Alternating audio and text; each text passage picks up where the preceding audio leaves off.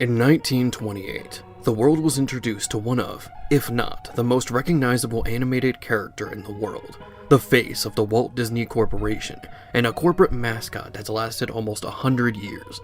Everyone from young to old most likely knows who Mickey is, just by looking at his silhouette. With that much of a reach and a long history behind him, Disney has taken Mickey through countless routes to either give him a new home in the modern age, or to ever further expand the brand. They made him the savior of the wasteland, the host of a dinner theater, a detective in Anderville, the apprentice of a powerful sorcerer, and even a king wielding a keyblade facing an army of heartless, alongside characters like Cloud Strife. But there are places not even Disney is willing to lead the mouse, but fans gladly will.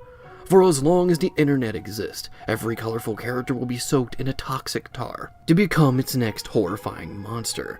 No matter how much Disney impacts copyright law, they cannot stop what the internet does best, turning the cute into creepy. We could go over dozens of twisted animated shorts and creepypastas, but today we'll be taking a look at a specific field that the mouse has already stepped in, the world of video games.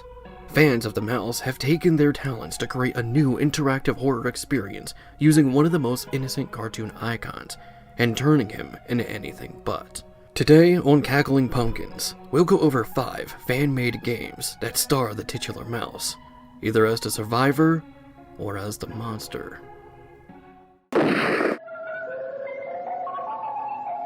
Slendermickey.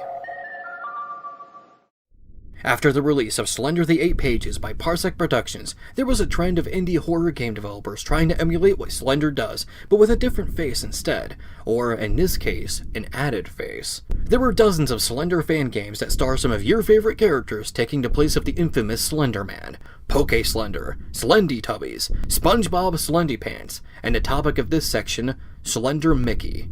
You start beside a campfire with your objective on top of the screen. Collect 10 papers, just like the 8 pages you collect in Slender, though the game is more comparable to Slendy Tubbies, as in both games you will receive random jump scares periodically. And visually, the game looks almost identical to Slendy Tubbies. However, this isn't shocking as most Slender-based games do have a similar look to them. In this game, you are followed by a rough model of Mickey Mouse, with white eyes and a giant teethy grin.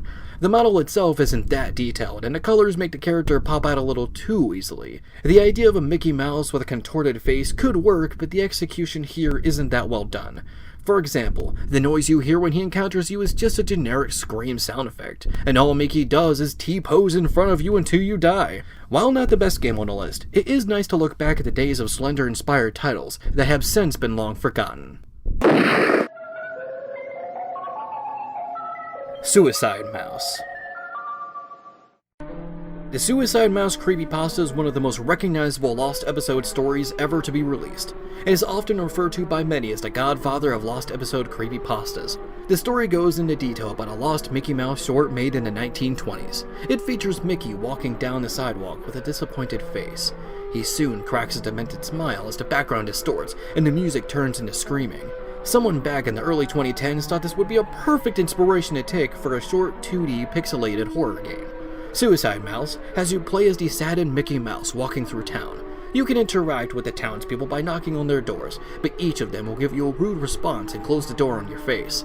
By the end of the street, there is a hole in the ground. Mickey can enter said hole, where he ends up in an otherworldly cellar surrounded by pits and fire.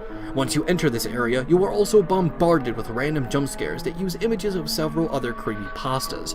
Creepypastas such as Slender Man, Jeff the Killer, The Tails Doll, Squidward Suicide, and Dead Bart. No matter what you do, the game will end the same way, with Mickey dying in some horrible manner, from hanging himself, burning alive, his body exploding in a pit, and after entering a black and white portal, he sees himself impaled on a pole.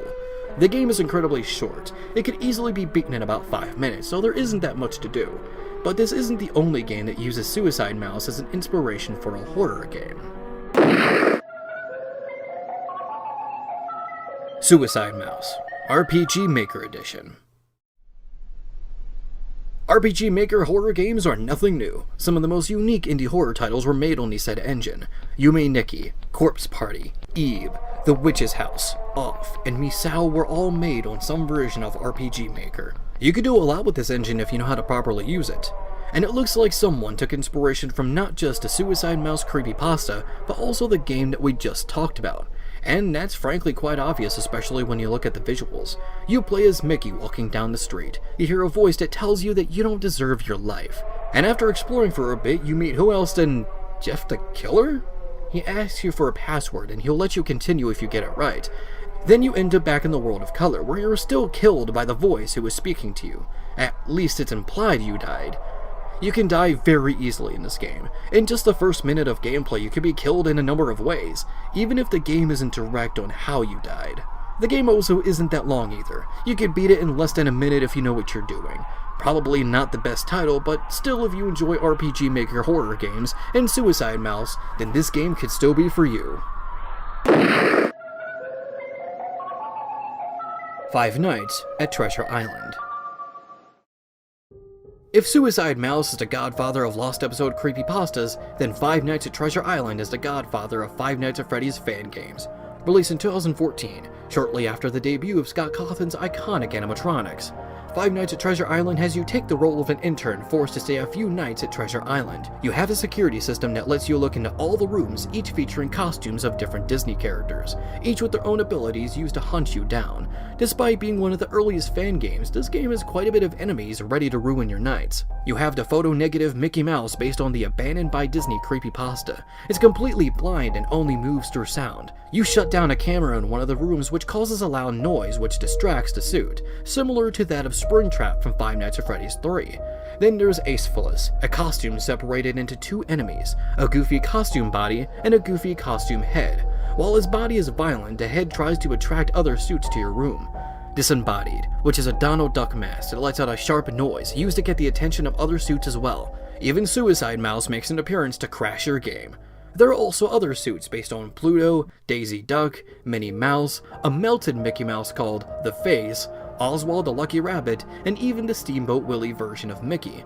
There are also creatures not based on suits that will also hunt you down. A red humanoid figure named The Undying, and a pale white woman called God. On its own, it's a pretty standard Five Nights at Freddy's inspired fan game. And for the time, the game was kind of impressive for replicating the gameplay of Scott Cawthon's title so closely.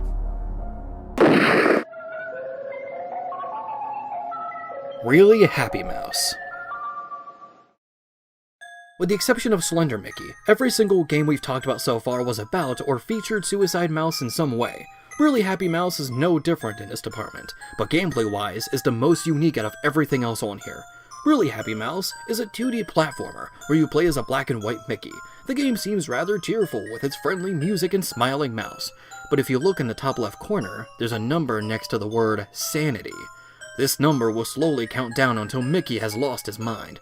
You can keep Mickey's mood up by collecting bows, similar to what his special Sweetheart Mini wears. But it's not that simple.